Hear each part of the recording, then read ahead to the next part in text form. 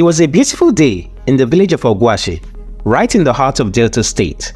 The air was thick with excitement as the traditional wedding ceremony of Mr. Anderson and Deborah unfolded.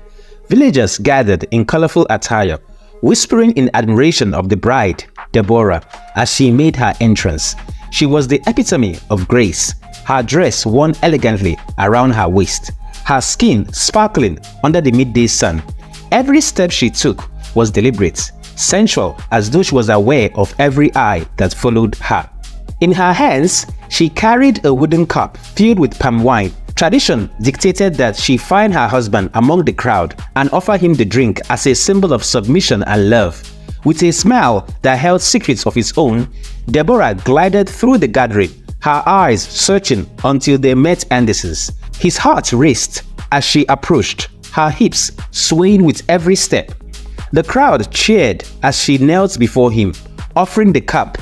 Anderson, wearing a wide grin, accepted it. He raised the cup to his lips, taking a deep sip, and the village erupted in celebration. That evening, they would spend their first night together as man and wife. Deborah and Anderson shared their first kiss as married couple. There was no rush, no urgency, only the slow, deliberate intimacy of two people who had long waited for this moment. Deborah's lips were soft as well as her body. That night, their bodies intertwined and they whispered sweet promises to each other. It was a night of passion, marking the beginning of their journey as husband and wife. As the years passed, Deborah's beauty only seemed to shine brighter. Anderson loved her in every way. Early in their marriage, when Deborah expressed her desire to return to school, Anderson did not hesitate. His business, which had flourished at the time, made it easy for him to support her. He paid for her tuition through university, proud of her every accomplishment. Business was booming. Anderson's reputation as a wine supplier to hotels and restaurants in Asaba grew rapidly. His trucks were always on the move, delivering crates of fine wine to some of the most prestigious establishments in the region. Life was good. The only challenge the couple faced was the longing for a child. For the first 5 years of their marriage, Deborah and Anderson struggled with infertility. It weighed heavily on them. They fasted, prayed, and visited countless doctors, but nothing seemed to work. Yet, through it all, Deborah remained optimistic, reassuring her husband that God's timing was perfect. After 5 years of searching, their prayers were answered. Deborah gave birth to a beautiful set of twins, Patrick and Patricia. Their joy knew no bounds. Life seemed perfect. Patrick and Patricia, now 19 years old, were in the university, and Anderson felt blessed beyond measure. Deborah had also blossomed in her career. Through Anderson's influence, she had secured a well-paying job at a bank in Asaba City. When she finished her degree in banking and finance, their combined income made life even more comfortable, and Anderson, ever the trusting husband, allowed Deborah to handle most of the family's finances. After all, she was his rock and his queen. But as the years went by, things began to shift. Anderson's once thriving business started to fail. His contracts dwindled and cash flow became a serious issue. Despite his best efforts, the loans he had applied for were rejected, even by the bank where Deborah worked. He was stranded, and it was becoming increasingly difficult to stay afloat, especially with a new project he had embarked on, which was the construction of a shopping mall in the heart of Asaba City, Delta State. It was supposed to be his big break, a venture that would turn everything around. But now he was out of money, and he needed to build the roof because the rainy season was fast approaching. One evening, as Anderson sat at the dining table, his hands trembling, Deborah approached him with her purse. "Here," she said softly, handing him her salary. "Use this to keep things going. It's important that your business survives." Anderson looked at the bundle of cash in disbelief. I can't take this, Deborah. You already done more than enough." She shook her head, Her eyes filled with concern, and she said, "We are in this together. Your business is our future." Reluctantly, Anderson accepted the money, silently vowing it would be the last time he ever took a cent from his wife. He couldn't shake the feeling of failure biting at his guts, but at that moment, all he could do was be grateful for Deborah's unwavering support. Little did he know that this was only the beginning of a series of strange events that will soon unravel his perfect world. The rains came early that year, dark clouds rolling in from the horizon, casting an ominous shadow over Anderson's halted construction site. The once bubbling scene of workers and machinery had fallen silent. Anderson stood there, rain pelting his face, staring at the skeleton of what was meant to be the grandest shopping mall in Asaba City. His heart felt as heavy as the downpour that soaked him. The structure was barely half built, and without funds to complete it, he feared it would become nothing more than an abandoned dream. As the wind blew, Anderson's mind raced back to the past, to the days when his business thrived and he could afford anything he desired. How had everything gone so wrong? He had worked hard, been diligent, and given his all to his business. Yet here he stood with nothing but mounting debts and shattered hopes. His thoughts drifted to Deborah, the love of his life, who had been his constant source of strength. Even in these difficult times, she had been there for him. But despite Deborah's best efforts, Anderson couldn't shake the growing tension between them. He noticed subtle changes in her lately. Her once gentle smile now seemed tired, her voice strained during their late-night conversations. And then there was the bank loan. He still couldn't understand why his application had been denied, especially with Deborah working in the very bank that could have approved it. One evening, Deborah came home looking unusually exhausted. She placed her bag on the table and let out a sigh. "How was work today?" Anderson asked, trying to keep his voice light despite the storm raging inside him. Deborah gave him a half smile, her eyes shadowed with fatigue. And she said, "It was a long day. There is so much happening at the bank. It's overwhelming sometimes." Anderson reached for her hand and said, "I know you have been working so hard, Deborah. I just wish things were easier for both of us." Her grip tightened around his fingers, but her eyes avoided his, and she said, "We'll get through this, Anderson. Just give it time." He nodded, but the knot in his stomach grew tighter. Time was something he felt he no longer had. Each passing day brought more worries, more pressure, and less clarity. Even though he trusted his wife with his life, he had a nagging suspicion he couldn't quite shake off. A few days later, as Anderson made his way to his construction site, where work had stopped due to lack of money, he noticed something strange. Just a few blocks away, on a plot of land that had been empty not long ago, a new shopping mall was rising at an alarming speed. It was bigger, more elaborate, and the construction was moving so quickly it made Anderson's own project look like a forgotten relic. His heart sank. Who could be building such a massive structure right next to his? Anderson asked within himself. As he passed by the new construction site, Anderson couldn't resist the urge to investigate. He walked closer, staying just out of sight, listening to the workers as they moved about. He heard one of them talking on the phone. "Yes, ma'am," the contractor said in a hushed tone. "I will make sure everything is ready by the end of the month. We are ahead of schedule. You can meet me today to discuss the remaining balance." Anderson's pulse quickened. "Ma'am," he asked himself, who was this mysterious benefactor funding such a massive project? And why was it happening right down beside his own? He decided to wait, curiosity getting the better of him. As the hours passed by and the workers began to pack up for the day, Anderson spotted the contractor walking towards a sleek black SUV. Without thinking, Anderson followed him, keeping a safe distance. The man drove to a quiet upscale neighborhood, parking outside a large yellow house. Anderson parked his car a little distance and watched as the contractor stepped out of the car and walked towards the yellow mansion in the expensive area of Asaba City. The gates to the mansion opened and he greeted someone. Anderson's breath caught in his throat when he recognized Deborah. His Deborah.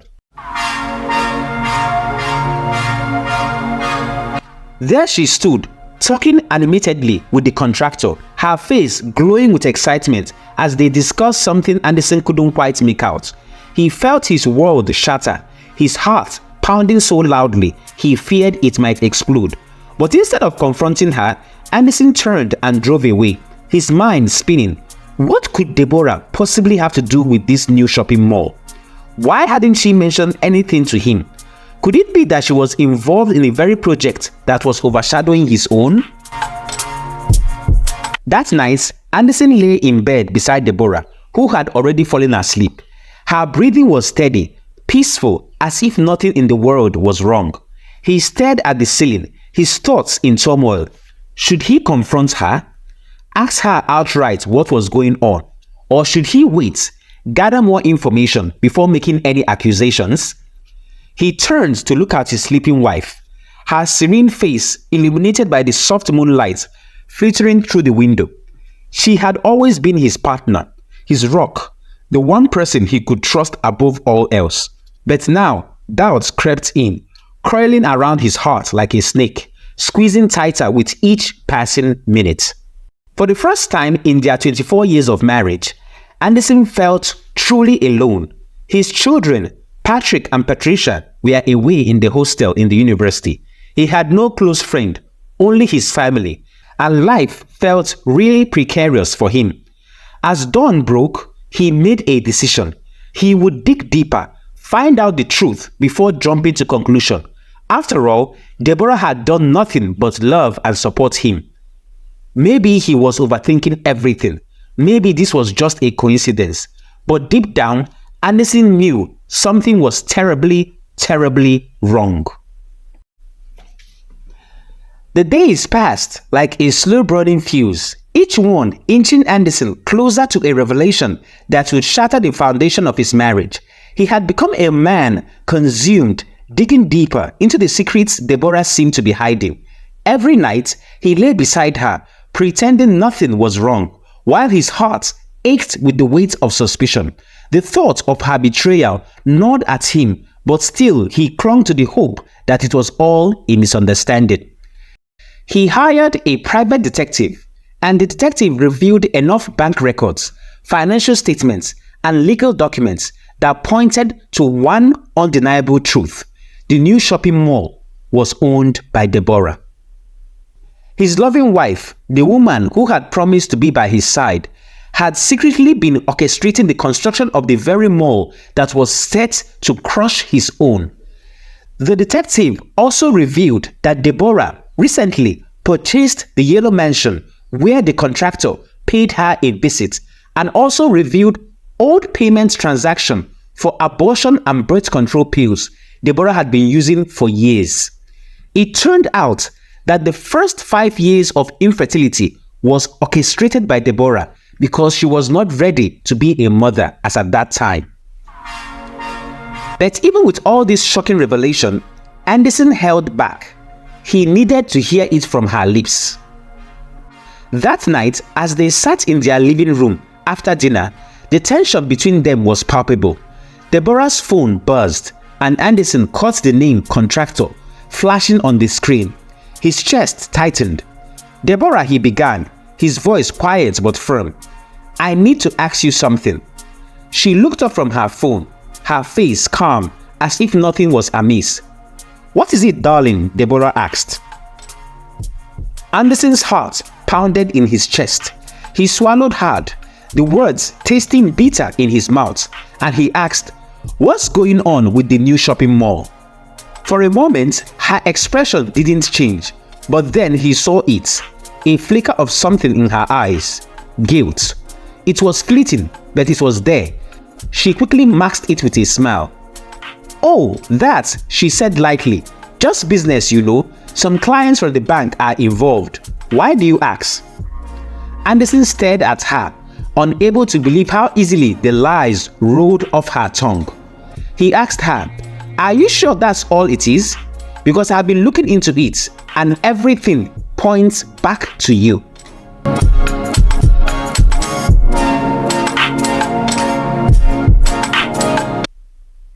The room seemed to freeze. Deborah's smile faltered and she looked away, her hands trembling slightly as she placed her phone down. For a moment, she said nothing, the silence stretching between them like a vast chasm. Finally, she spoke, her voice barely above a whisper. I did it for us, Anderson. I thought if I could build something bigger, it would save us." "Save us?" Anderson's voice cracked. "By going behind my back? By building a mall to compete with mine?" Deborah's eyes filled with tears and she stood up, her body shaking, and she said, "You don't understand. I watched you struggle, watched the loans crush you. I thought if I could just get ahead, I could help you." "Help me?" Anderson interrupted in anger, and he said, "You sabotaged me, Deborah. You manipulated the loans. You made sure I failed so you could rise. Deborah, you are worse than a devil. I also discovered that when we newly got married, you took birth control pills for 5 good years and also went for abortion just because you are not ready to be a mother. And I was busy praying to God for children, not knowing you were behind our infertility. Deborah, you bought a mansion in your name. How could you do all this evil to me? How could you, Deborah?" Deborah, crying profusely, said, "I didn't mean for it to go this far. I didn't know how to stop myself. I wanted to have my way. I wanted to be an independent woman, but I got lost and carried away. Anderson, please forgive me. I just wanted power. I wanted the feeling of being in control." Anderson's fist clenched, his entire body shaking with rage, and he said, "We were supposed to be a team, Deborah. We built everything together. How could you betray me like this, after everything I have done for you?" Deborah cried, her face buried in her hands, and said, "I was scared of losing everything, scared of being nothing. I wanted to financially secure my future." Anderson looked hard at her and said, "You were my wife, my partner, the mother of my children. But now you are just a stranger." Anderson walked away and made a final decision. Within weeks, the divorce papers were filed. Deborah's world, which had once been filled with luxury and power, began to crumble. Her shopping mall that had consumed her soul was completed, but it stood as a monument to her betrayal. She had all the money in the world, but it meant nothing now. Patrick and Patricia, devastated by their parents' separation, moved away and rented an apartment, refusing to take sides. Deborah found herself alone in her mansion. She stared out of the window one evening, watching as the sun dipped below the horizon, casting long shadows across the empty rooms. The wealth she had fought so hard to accumulate now felt like a curse. She remembered Anderson's laughter, the children's footsteps, the love they had once shared. She realized too late that loyalty, trust, and love were far more valuable than any amount of money or success. One cold night, as she lay in bed, the weight of her choices pressing down on her, Deborah whispered into the darkness, her voice filled with regret, and she said, "I had everything, but I lost it all." Anderson, on the other hand, found peace. He rebuilt his life, not with grand shopping malls or vast fortunes, but with the quiet satisfaction of knowing he had been true to himself. He had lost his wife, but he had regained his dignity. In the end, Deborah learned a bitter truth. All the money in the world couldn't fill the emptiness of a heart that had betrayed the ones it loved. And so she was left with everything, and yet nothing at all.